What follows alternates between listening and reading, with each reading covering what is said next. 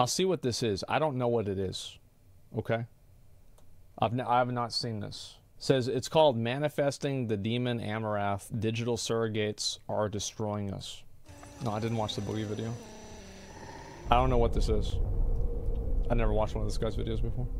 Imagine a world where every instinctual need is commodified. You're free to fulfill any simple or complex desire. Sympathy, control, accomplishments, they are all there. Just reach out and take it. This is an abstraction of the modern digital world.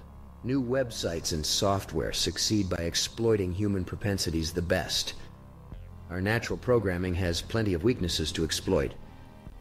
In this presentation, I will explore the consequences of attempting to fulfill our natural desires by using digital surrogates.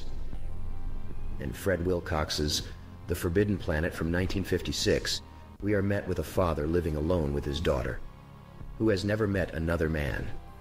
They are interrupted by 3 astronauts, and soon after an invisible monster starts terrorizing them all. At the end of the movie... Where's Amarath come in?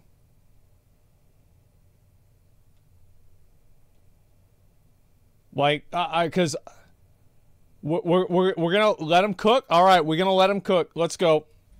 We are shown that the monster is the materialization of the father's destructive instincts against the intruders who disturbed the incestuous order with his daughter. Amaranth is a digital monster of a similar origin.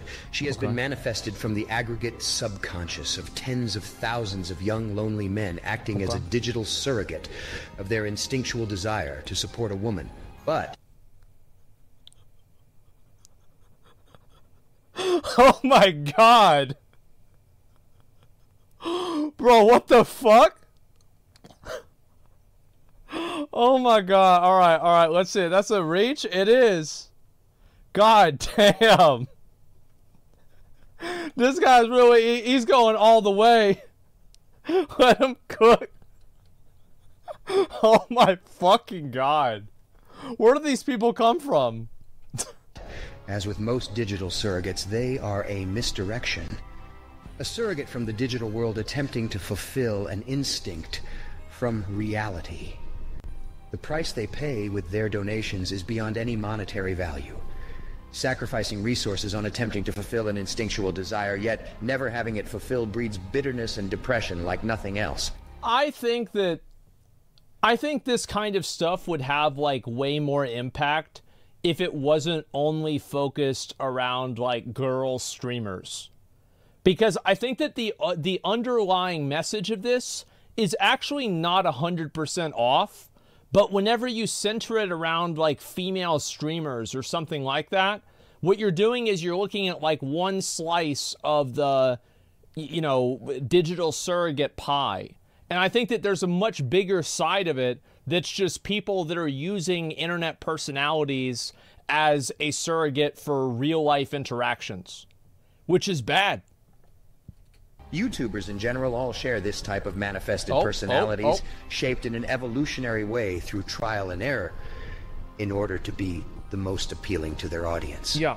The YouTuber is giving up an important part of their humanity, the true personality of their being. They replace it with this ridiculously fake and over-the-top enthusiasm that's nothing like an authentic personality. This is one thing that I remember whenever I would play a fucking game on my second stream. People would always come in and they would be like, bro, are you depressed? Are you sad? Are you okay? And I'm just talking. I'm like, yeah, so I don't know. Like, I think I'm going to get like my AC fixed, and depends on whenever they finish up, but like I might go to Wendy's afterwards. And they're like, bro, we're here for you, man. Like, whatever's wrong, you can tell us. Like, I can see you're upset. You're so sad right now. Why is Asmon so sad? Why is he so sad right now? And it's because people are too conditioned to having these like over anxious, like fucking hyperactive YouTube personalities hype them up into donating and subscribing for the next video.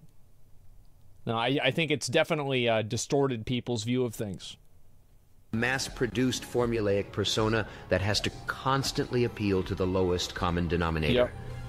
while being void of any contrarian opinion that the algorithm... Oh, I don't know about that. I feel like there's a lot of these people that are very contrarian. They do things that people don't like, but then they go and apologize for it and everything like that. This is definitely true that you have like content creators that you know, they try to put an image of themselves out there that's like so vanilla and uncontroversial that they don't want to offend or upset anybody. They only say the popular thing and they only do the thing that everybody else does.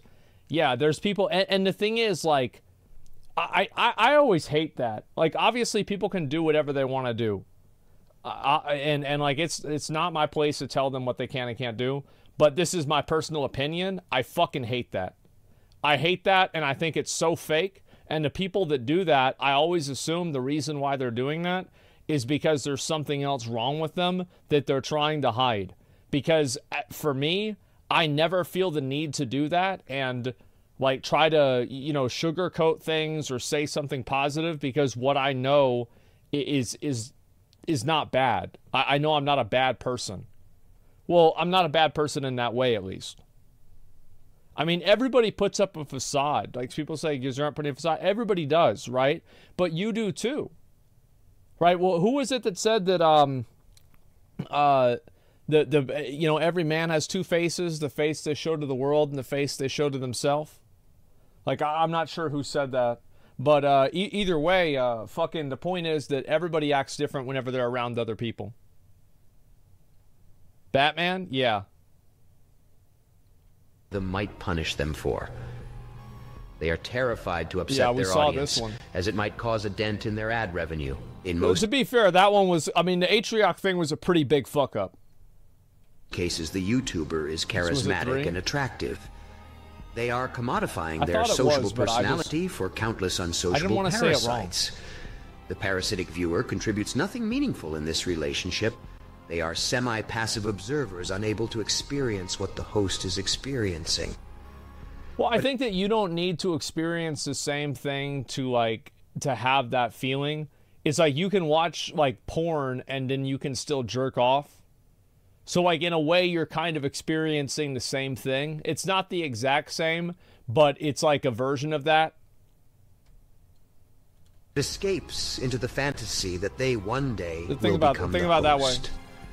The viewers are the parasites feasting on the extroverted energy of the host. Escapes into the fantasy that they one day will become the host. Oh, this is what I've said many times. This is why I always said that it's bad for content creators to complain about streaming. Because a lot of content creators don't realize that a lot of their viewers want to be streamers. So whenever you see somebody complaining about something that you wish that you had, it makes you resent them. The viewers are the parasites feasting on the extroverted energy of the host. And if you were to insult the symbiosis, you are directly interfering with the fantasy of them one day becoming the host themselves. Oh, yeah. This is the principle of parasocial relationships at its most refined. The gondola meme is the embodiment of these concepts. Gondola gets to observe every fantasy space. But he has no arms and is destined to observe, never to interact. His fate is to sit still and become conflicted with the desire of wanting to experience, but will never have the ability to do so. I love that. I think that's so interesting. That's cool. A good metaphor for our new isolated online generation, observing every desire and fantasy possible through a screen that will never be fulfilled. We are able to see something similar. Oh, I don't know about that. I think there are some people that genuinely get fulfillment out of watching content creators and developing these weird relationships with them, and they do it like for years. And it's like you go back, bro. People did this shit with like celebrities like Michael Jackson, with like other types of like really popular, you know, like a Justin Bieber, things like that. So yeah, it's very common. It's nothing new that the internet has invented. The internet just got really good at it. Similar to this concept in Blade Runner. At first glance, a street filled with life. Yet most humans have left for off-world colonies, and the streets are filled with surrogate humans, replicants. Only a few actual humans walk the street. It's a very lonely place. This is like a playing Lost Ark. Parallel to many parasocial events online, such as Twitch streams. It appears as socialization is happening, yet no meaningful relationships are formed. I would disagree with that. I actually think that there's a lot of people that develop relationships online that are incredibly fulfilling and very positive. I've done so myself, and I'm not talking about like e-dating some e-girl or something like that, but I just mean meeting people that, you know, like I would have never met in real life, and then my life being better because of that. I think I've learned a lot from that, and I think that the internet also gives people an unironic safe space to ask the questions and interact with the people that they would never have the ability to in real life. Like, you can actually go and ask somebody from Saudi Arabia. Well, actually, some of them, like, I think a lot of them have, like, VPN. But you can go ask somebody from, like, Germany, like, you know, are there any Nazis there anymore? Like, you could actually just go and ask some stupid fucking question like that on the internet, and you can just get a real answer. No, like, that's so good. That's incredibly good. I'm not going to say that's bad at all. I think that is an amazingly, massively good thing. That people can ask these questions in a safe place, and there's no consequence to it. They're not bad people for asking it. They just get to they get to know what they don't know. They get to learn about other people and other cultures in a way that's completely unfiltered. And that is the very nature of digital surrogates. They become popular by mimicking instinctual desires, but do not provide any useful output. The gaming and gambling sectors have merged, using one another's sophisticated. I like this video a lot now. Now we're talking about. I like this. This is good. Strategies to attract and profit from players. As a result, games are becoming more and more commercialized, while gambling is becoming more like a game. Oh, yeah. In 93% of games deemed appropriate for 12-year-old players, paid game purchases. Oh, I thought this was way lower. to win loot boxes are present. The purpose of loot boxes is to sustain us via repeated cycles of anticipation, uncertainty, and 93%, holy fuck. Some loot boxes contain deceptive elements designed specifically to take advantage of players' psychological weaknesses and boost their desire to spend money. Oh, absolutely. In these techniques, highly active players are found by examining the company's player database. And after that, paid in-game material is created that is specially catered to their individual interests, such as game products that are the same color as their favorite sports team. Oh, yeah. Loot boxes and other RNG-based mechanics in video games are surrogates for our innate motivation to continue hunting, fishing, and foraging.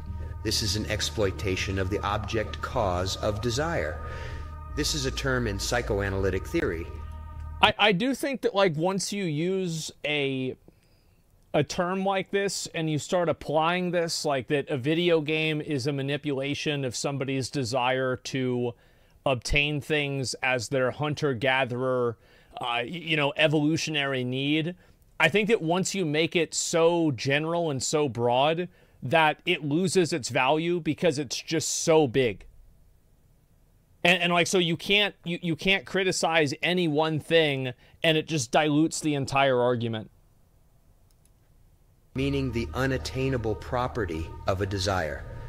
For example, when you wish to purchase a new product, you desire the new object. Of course. But once it arrives, it quickly becomes just another object. The desire exists only... That's not true. Like, whenever I got this, I was really happy.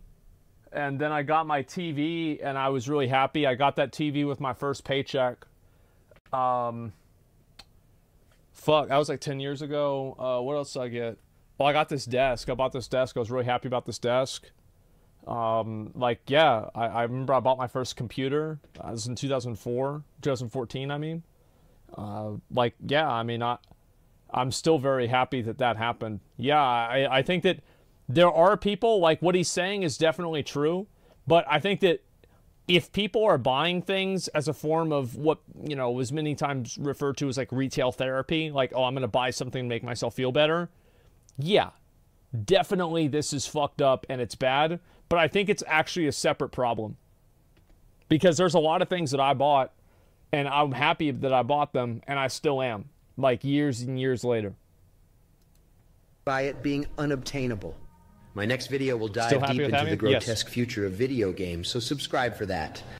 In the Twilight Zone episode, A Nice Place to Visit, the main character, Rocky, is a small-time crook who is killed during a robbery attempt. There it is. He then finds himself in a strange afterlife, where he is granted every wish he desires, from beautiful women to unlimited money. Wow. However, as the episode progresses, Rocky becomes increasingly bored and dissatisfied with his seemingly perfect existence, eventually understanding that he is actually in hell. Rocky realized this as the desires were instantly obtainable. Digital Surrogates, on the other hand, is an even... I think that that's a problem.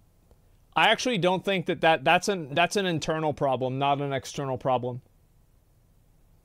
Like, this isn't a problem that he has all of this stuff. It's an internal problem that he doesn't have his own mind and his own life centered in a way to appreciate it. Or in a way to go out and do something. Because, like, look at Patrick Bateman. He went out and fucking killed people and did all kinds of crazy shit. He was rich as hell, too. He could still go down from the penthouse and go rob a 7-Eleven. Why can't he do that? We'll just go do it again. But the thing is, like, yeah, the problem is that I think what this reveals more, it's not that the object, like, you know, it's not like the desire and, like, working for it or anything. It's that he didn't know what he wanted. That's what it is. Worse hell, as they evolve to disguise even the struggle and journey of acquiring the desire. Only for you to realize you've wasted decades of your life on pointless achievements for the sake of the achievement itself. Recently, I've been looking at old I don't think that's a waste. I think that's a waste only whenever you think it is. Like, if you don't think it's a waste for you to go and play video games and to accomplish things in video games, then it's not a waste. Because ultimately, at that level, like, self-satisfaction is the only thing that really matters. So if you do something that you're satisfied with and you enjoyed and you had fun doing it, then it mattered. But if you want to say that it had no ultimate effect, then that's just an endless fucking Russian nesting doll that leads to nihilism in the middle. Because nothing ever really matters, because entropy is going to kill everything in the universe. So what's the point of having this conversation? Now, the beauty is in the eye of the beholder in this, I think. Video game levels I played as a teenager, except I've been doing so from game-breaking perspectives. No clipping through the walls and exploring how everything was set up. These experiments completely shatter my nostalgia. I get a dissociative view of this fantasy as if I'm observing it for the first time, and I get to see it for what it really is, a toneless combination of programming and polygons. The game is revealing to me the horror which always existed behind the pixel skin. I think this is stage 2 of, like, I guess you would say, like, any level of enlightenment, you could say. And this is, of course, my assumption and my opinion, is that stage 1 is just being taken back and, you know, being a complete control, being a complete slave to consumerism and being able to see these things as, you know, oh, wow, this is so special. It's so cool. I'm so special for having it. I'm so special for doing it. And then, like, the second level was being able to see the man behind the machine and all of the pieces that come together and seeing how it's not as special as it used to be and it's actually not this magic thing. It was just programmed for you to win. And then I think the next stage of that is being able to appreciate it anyway. Being able to appreciate what you get out of it, because it's got nothing to do really with what the game does. It's what the game does for you and what you do in the game. Is to be able to see something that is not complete and not perfect and still acknowledge that it was special to you and it is special to you and nothing's going to ever take that away. That's what I think. It's all lifeless data, and anything that was fascinating in the game was surrogates stimulating my biological imperatives. Yeah. Most video game achievements have negligible real-world applications. Let's listen to that one again. Most video game achievements have negligible real-world applications. Man, bro, if I was 16, I would be downvoting the fuck out of this video. I would be so mad. They're artificial challenges with artificial fulfillment. Yet we pursue these objectives with the same vigor and passion we would have normally used to fulfill physiological needs. I don't really think that's true. I think that a lot of people don't have the tools to do that. And that's why you see a lot of people who, as they get older, they stop playing as many video games because they replace what the video game gave for them, that sense of pride and accomplishment in, you know, completing 16 star in a certain amount of time, or, you know, 60 star in a certain amount of time. And they've replaced that with instead having a sense of fulfillment for their job, or having a sense of fulfillment for like having a family or something like that. Because a lot of video games are used for young kids and young guys especially. Like if you're a 16-year-old guy, you're a fucking loser. You have probably no skills that anybody gives a fuck about. You're probably stupid, and it's not going to change anytime soon. And nobody takes you seriously. Nobody wants to hear what you have to say. And you know what? Whenever you're fucking 40, you're going to probably think, you know what? They were right. But the truth is that those guys that are 16 still want to have an environment where they can feel like they are accomplishing something. And in the world that we live in now, there aren't wars that you have to go out and fight in. There aren't these, you know, fucking eternal conflicts of battle and glory that people used to always die in. So people resort to having these fake ones like video games because it can simulate that type of feeling. I don't think that's fundamentally a bad thing. But I think any amount of any of this is always a bad thing whenever it's used to an extreme. So whenever people can only play video games and they only get that fulfillment out of video games, that's what an issue is.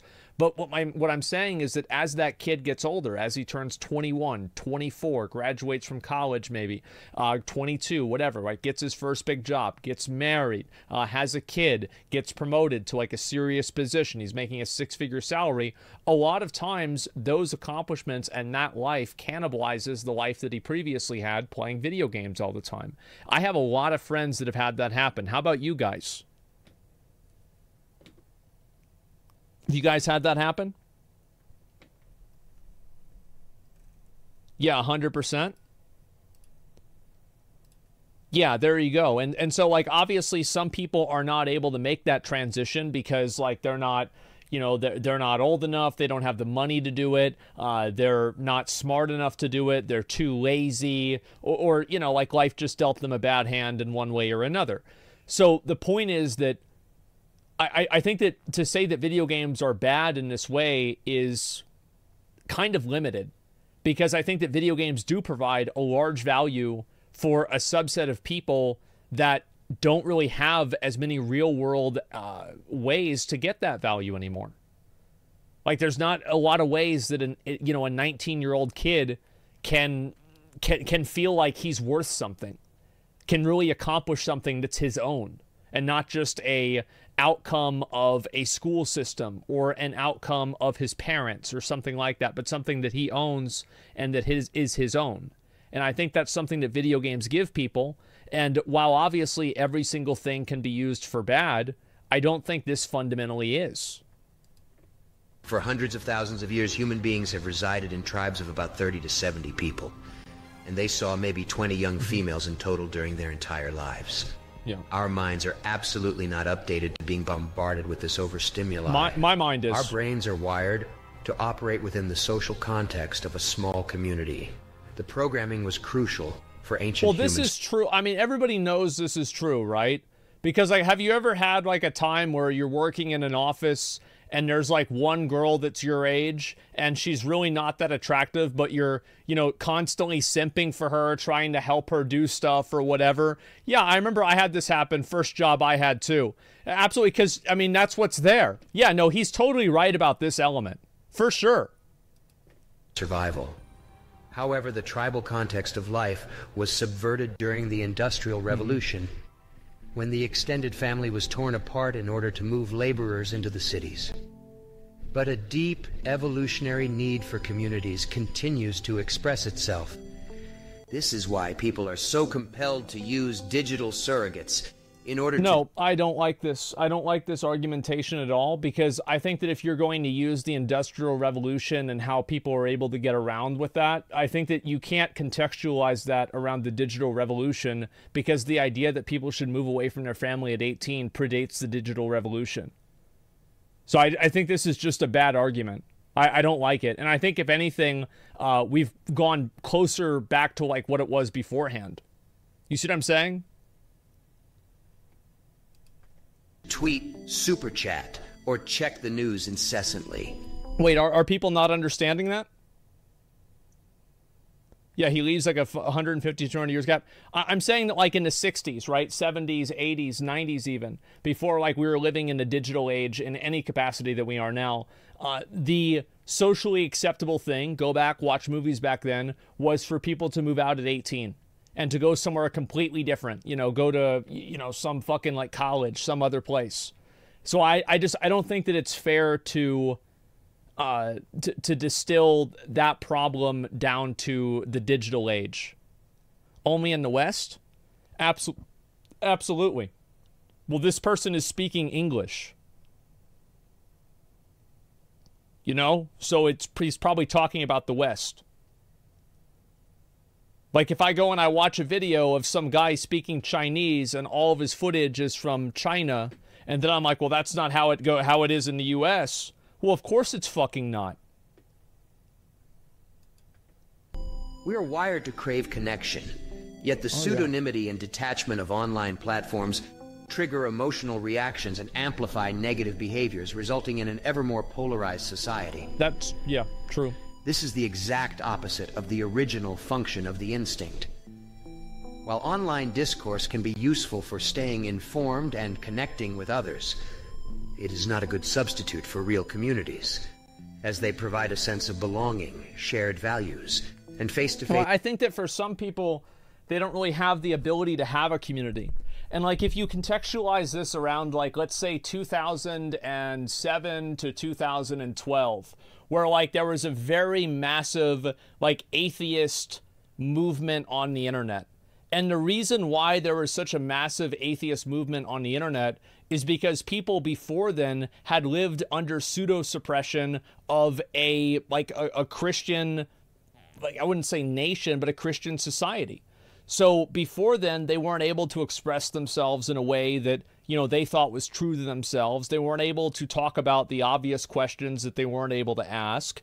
And after the internet, it gave them that ability. So I think that to say that the internet only takes away is not true. And I think that, you know, again, like that massive atheist awakening for a lot of people is evidence of that. They got radicalized? No, I don't think so at all. I think that these are things that, bro, you're not radicalized if you think, hey, maybe Jonah didn't live in a fish for 3 days. That's not being radicalized. Think about COVID lockdowns without the internet. How would people have coped without the internet? Oh, I have no idea. Yeah, but I do think that's actually a very strong argument. Like, I am an internet enjoyer, and I think that you cannot suppress and hold back technology and the progress of technology and the way that people interface with it just because you're afraid of what the outcomes are. I think that any time that happened, like historically, it's always been bad, and it's been viewed as bad. Like in retrospect. Not just Christian, Puritan? Yeah, exactly. So I think that you're still seeing a large, like a large, what's the word for it? Like a backlash from that. I think that's why you see so many people that are, you know, like they have to talk about how it's okay for girls to do OnlyFans, for example, because there's such a contingency in a big group of people, maybe in their real life, that don't approve of them doing that. So they go on the internet and then they get that there instead. And that's a good and a bad thing. Right? I mean, you have some people that are able to find like-minded people on the internet, and that like-minded group of people is just other people that like watching anime, and then you have other people that find a group of like-minded people on the internet, and that group is ISIS. While online platforms offer shallow and faceless connections. I don't think there is any meaning inside these boxes containing digital surrogates. They are mostly dopamine hits with diminishing returns, which are fleeting and do not provide any long-lasting purpose. In most... Then stop going after them. I think there's too many people that listen to what some fucking popular, what some magazine or some TV show or some internet celebrity tells you should go out and live your life in accordance to. If you don't think you're going to be happy with one of these things, then stop doing it. Stop trying to live your life based off of what somebody else tells you is going to make you happy. I don't know how many times growing up people would constantly tell me, this will make you happy, and then I did it and it didn't make me happy, and then they said I was doing it wrong. No, maybe I just don't like it. Maybe I'm not the same as you. Cases, people who are deeply involved in digital surrogates are never satisfied. The influencer is constantly seeking to increase their number of followers. Oh, yeah. While their audience quickly moves on from one video to the next. Very Similarly, true. the speedrunner is motivated to achieve ever more challenging feats. Our instincts are not updated to fit the ever-increasing amounts of biological exploits that will become more complex as technology progresses. I think that's true. Especially artificial intelligence. Yeah. Attempting to fulfill instinctual desires from digital surrogates lead to toneless explorations of sensual enjoyments. Abusing our biological imperatives, which are indifferent to our long-term well-being or civilization as a whole. The digital and the analog world are distinctly separate and should be treated as such. No, they're not. The digital and the analog world are not separate at all. I think that's so silly. That doesn't make any sense. For most people, they are, I think. I don't think so at all. I think a lot of people... I think that you cannot apply the rules of the internet of 2005 to the internet of 2023. If you went and you said that in 2005, I would agree with you, and I think it was true. But the truth is that now the internet used to be an alternative life. Now the internet is an extension of your existing life. That's how it is.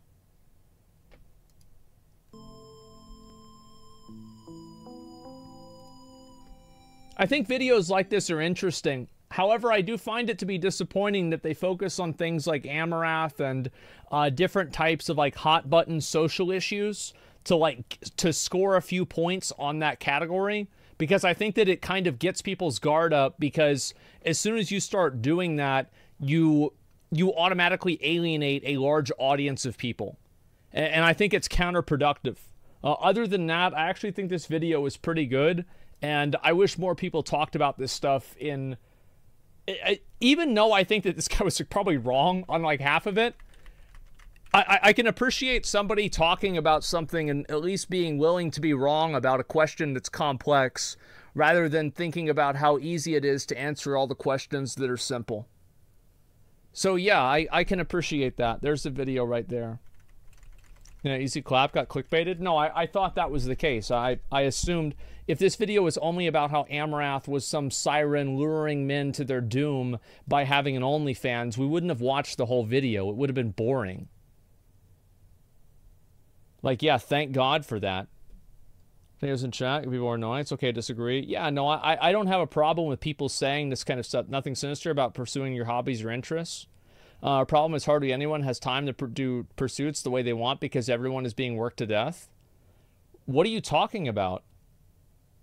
What time do you think a farmer had in the year 1890 to pursue his pursuit of having, being a pianist?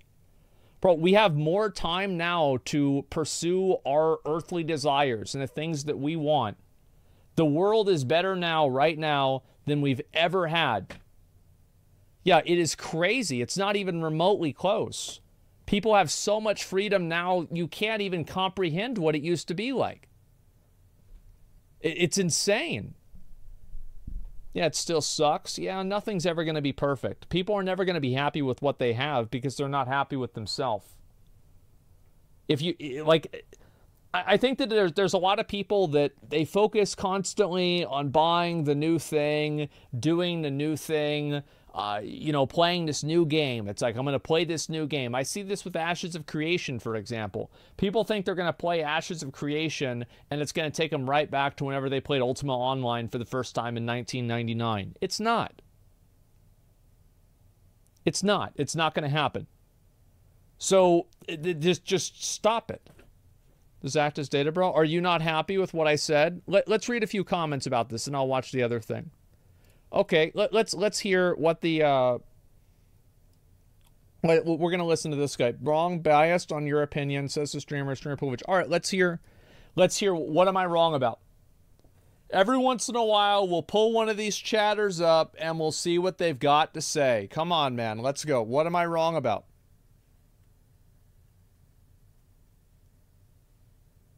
Just be something new to fun and explore. Yeah, exactly. Literally every metric ago is wrong. Yeah, I mean, this is just crazy. Let's see if this guy says anything. Account created and followed on the same day. Let's see. Gonna have a take besides being on the fence. The hour is light. Post work bowl. Okay, he's talking about like smoking weed. Like I don't know. That's I don't know. It's probably some bullshit. Let's see what this person says. If there's anything like, it's unfortunate that people that go on Twitch and they just say stuff like this. They never have anything really valuable to contribute. Because I would read people's comments, that disagree with me, and I would take them seriously, like I am right now. But they disagree, then have nothing to contribute. Yeah, it's like because they don't actually know what they're talking about. Well, let's see. Maybe I could be wrong with this person. Let's see if they know what they're talking about. We'll give them 1 minute or 2 minutes, and then we're going to move on and just watch something else. Right now is worse than 20 to 30 years ago. Anything else is a rich take. Right now is worse than 20 to 30 years ago. No, it's not. How is it worse? Are you kidding me?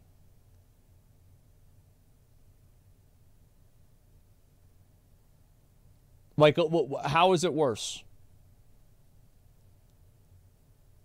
Yeah, these are member berries. You are insane. It's worse than 30 years ago? No, it's not. What about all the fucking shootings, bro? Yeah, the shootings are bad, but the odds of you being in a shooting are extremely fucking low. And also, if you look at, this is actually a really great way to look at it. Let's actually use this. Let's see here. I will go ahead and show you guys. Okay, so this is actually a perfect graph that perfectly illustrates the fact that you are wrong. And so we're going to go over here, and we're going to look at this right here. This is actually a perfect comparison. This is reported violent crime rate in the United States from 1990 to 2021. So we're at 700, 700, 700, and now we're all the way at 402. Isn't that incredible? And this is also a per capita, so you can't make an argument for an increasing population or anything like that.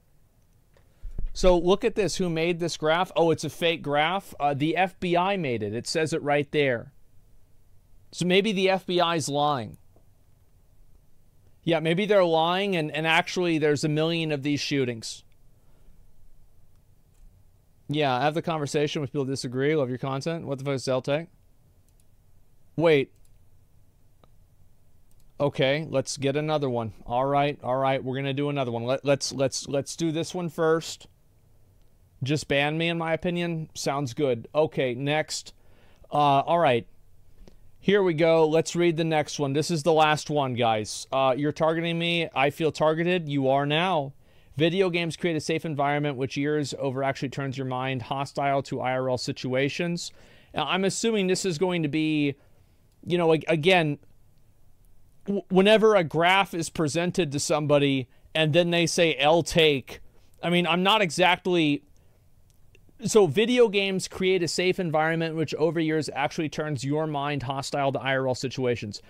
I don't think this is true. I don't think this is true on like a fundamental level. It's worse, dude. Okay, so let's see here. Give me one way or anything like that. How is it better? Or sorry, how are things worse now than they were? And I think that also, like, there are many cases where that's true and things have gotten worse, but I think overall, if you compare everything and put it all together, life right now is better than it ever has been.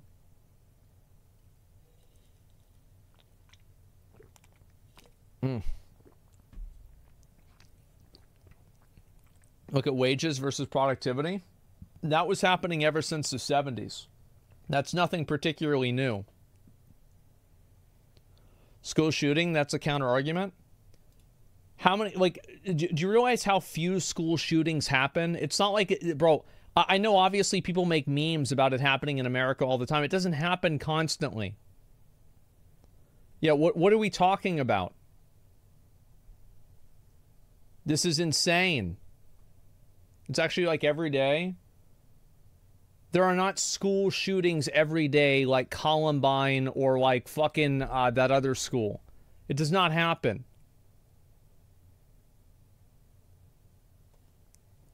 It's not every day. Yeah, this is just, people are just so crazy. I was streaming because I thought it woke right wing. Doesn't matter. Say shit. Is this? Yeah, I mean, people just want it to be that way. 100% right, but everyone is depressed, so they can't appreciate the pleasures of modern life. Yeah. That's definitely true. Let's see here. Economic-wise, it's worse by far. Society is worse than 30 years ago. Never mind tech. Economic-wise, it's worse than 30 years ago. I think that you can make an argument that that's true, but I think there's also a lot of arguments that it's not true. So, for example, having the internet, I think, has given people more tools to be able to make a living and become an entrepreneur than anything else in the history of, like, humankind. Like, you have so many people now who can actually make a living online, and also it's completely democratized education.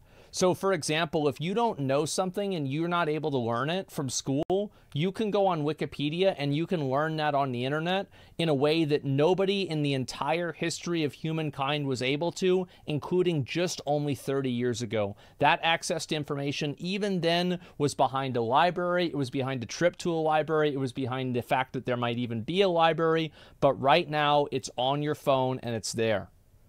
So that's a really huge example that every single person that wants to be educated in something can actively pursue that education regardless of where they live, regardless of, you know, like how much money their parents make, regardless of what school they go to or anything.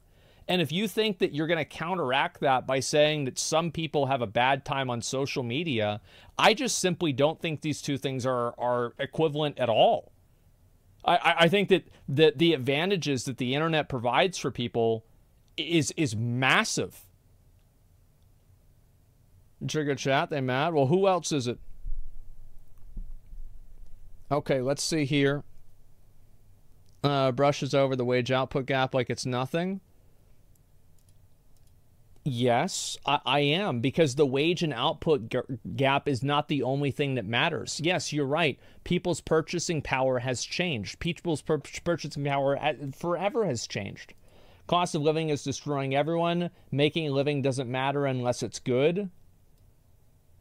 Cost of living is destroying everyone. Making a living doesn't matter unless it's good. Well, let me give you an example. Okay.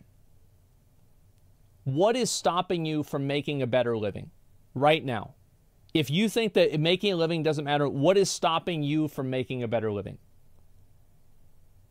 Because obviously you're here arguing with me at 4 in the morning. You have nothing better to do. Why are you not more successful? That's kind of true to a certain point. Yes, it is harder to make a living. However, some things are easier to have now. Like having access to a computer and things like that are easier than they were 30 years ago. Having access to a fucking house is not. It's definitely complex. Let's see here. We're going to respond to one more, and then that's it. Okay. Personally, for me, let's see here. My life has been better since I used technology. I wouldn't imagine living in the past without it. Yes. I absolutely think so. Only take this correct part is value of money is not what it used to be. Money has gotten less valuable compared to the goods that they buy. Yeah, I would say that overall purchasing power has gotten to be less. And I do think that's worse, but I think that saying that purchasing power for that is worse is, I think that's very limited. I think it's true. You're right about that. But is there anybody who would want to actually go back and live in 1990 again? Like, if you could just snap your fingers and get rid of everything that we have now, I would say absolutely fucking not. Yeah, fuck yes. Reducing the workforce in a competitive environment. It's the weekend. Thanks for chatting, by the way. Reducing the workforce in a competitive environment. Well, then compete more. Compete in something else. Most of the reasons why people are not successful is because they're lazy. I can guarantee it. Yeah, that's the truth. They're lazy. They don't try to do anything. And then they blame some sort of societal thing whenever they're sitting and arguing with a streamer in their alt chat at 4 in the morning. Like, that's just the truth. Yeah, I mean, I'm sorry, but somebody's got to fucking say it. There are a lot of streamers and content creators out there, and what they love to do is coddle their viewers and tell them, no, it's actually the government's fault and society's fault that you watch my stream for 6 hours a day rather than improving your life. No, it's your fault. I think that depends on your environment as well. Absolutely. There's a billion people in the world that don't have internet. You're not one of them. There are definitely things that could be better for some people, but I do think that the choices and the opportunities that people have today, growing up and getting older, are more opportunities and more chances than anybody has ever had in history.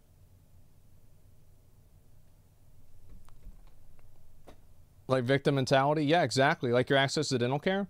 Well, the reason why my teeth fell out is pretty simple. It's because I didn't take care of them. It's because I was poor. And it's also because I had a bad diet. That's why it happened. Yeah, it's not complicated. Yeah, it's not as simple as better or worse. It's a more nuanced topic. Highs are higher and lows are lower in general. I don't know. I'm pretty sure there's a lot of people that were homeless back then too and had shitty lives. I don't think it's really just that simple. At least now, if you have a shitty life and you're poor as fuck, you can at least go on the internet and forget about it. Back then, you just had to live it the whole time. Homeless people literally have cell phones now? Yeah, I think that was a Bush or Obama thing, actually. Those are absolutely not lower. Yeah.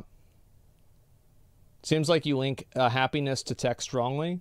The reason why I think technology enables people to be happy is because technology provides an even playing field for people to exist in. So I think that people who don't take advantage of that even playing field are actually, it's not actually the fault of society, it's their own fault. Because they're not willing to try and outperform other people or work at something that's valuable, and all they want to do is complain. Yeah, and I do think that tech in general has made people's lives better.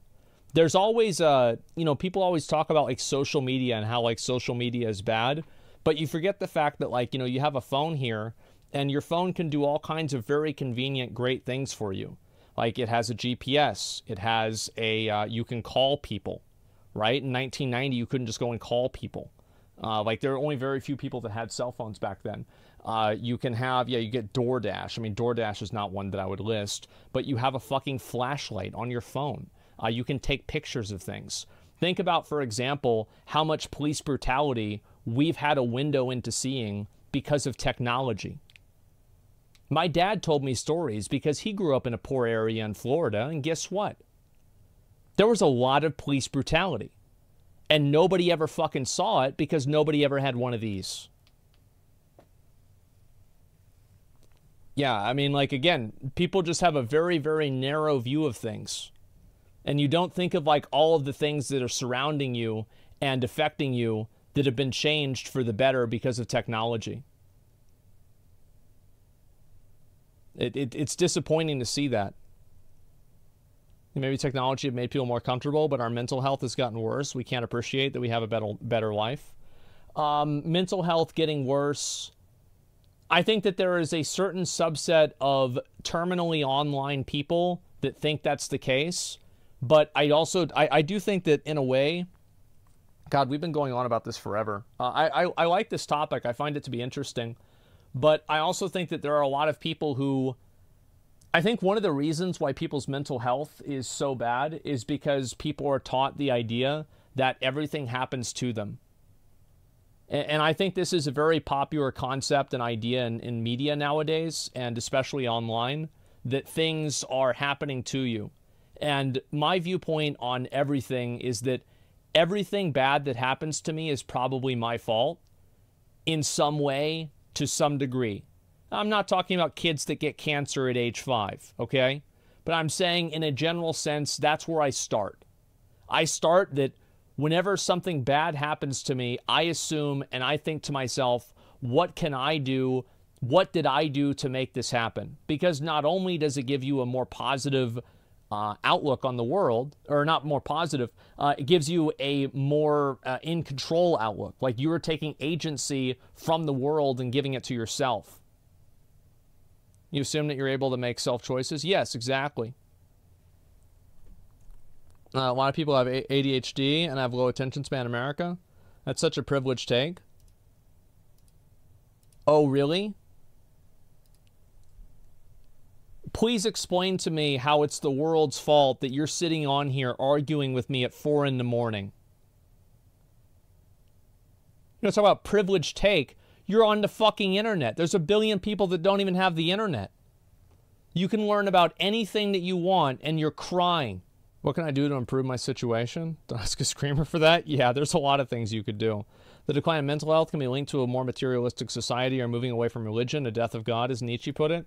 I mean, I will tell you, like, a lot of the people that I know that are religious are, on average, this is like a completely subjective fucking, like, this is just my personal experience with a dozen people or 24 people in my own, you know, close personal life.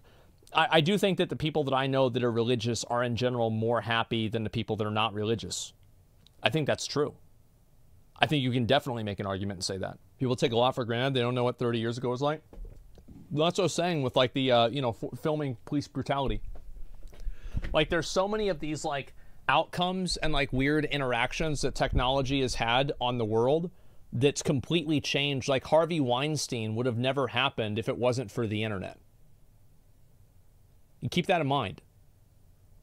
Like, the internet has done amazing and very good things. Do you have zero personal responsibility and huge victim mentalities? Yeah, I think so. Have you seen a video of the guy saying, since men haven't experienced real trauma like boomers, this new generation of men are biologically not real men? Obvious bullshit? No, I haven't seen that. I think that'd be fun to watch. People want to link me that. Let's see here. Think about it all the time. Imagine how insane things that happened in the past and no one knows about it. Yeah, exactly. I don't know. I think that we can talk about this for hours in general, but this is this is my overall opinion, okay? Is that I think technology has made people's lives tremendously better. I think that it has improved society in a demonstrable way. And I think that I think that we are living in the best time in recorded human history. And yes, there have been some negatives. There have absolutely been some negatives. But I think if you take the sum total of negatives and average it against the sum total of positives, the positives win by a massive degree. That's what I think.